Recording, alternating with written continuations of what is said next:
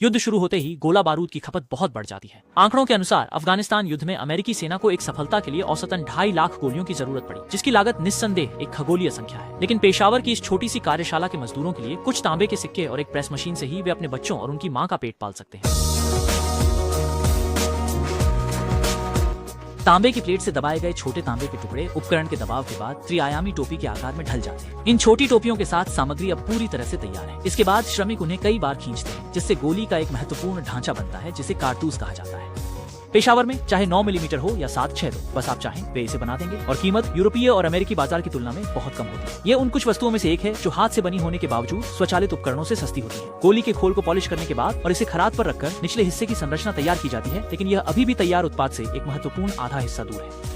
और निर्माण की सामग्री ये सामने की शीशे की चादरें हैं। गोली के खोल बनाने के तरीके के समान पहले इसे छोटे टुकड़ों में दबाया जाता है और फिर उपकरण के माध्यम से कई बार दबाकर आकार दिया जाता है, जिससे गोली का सिरा बनता है। इसके रंग को गोली के खोल के साथ मिलाने के लिए बने हुए गोली के सिरे को बाद में इलेक्ट्रोप्लेटिंग प्रक्रिया से गुजारा जाता है। इलेक्ट्रोप्लेटिंग के बाद इस प्रकार सब कुछ तैयार है। अंतिम उत्पाद से केवल एक कदम दूर है और वह है उन्हें एक साथ जोड़ना। भले ही स्थान साधारण हो और उपकरण सरल हो, लेकिन हर स्थान पर अनुभवी कारीगरों की उपस्थिति के कारण प्रारंभिक रूप से उत्पादन प्रक्रिया को स्वचालित कर दिया गया है, इसलिए उत्पादन क्षमता काफी अच्छी है। इस प्रकार बहुत जल्दी अंतिम उत्पाद सामने आ जाता है।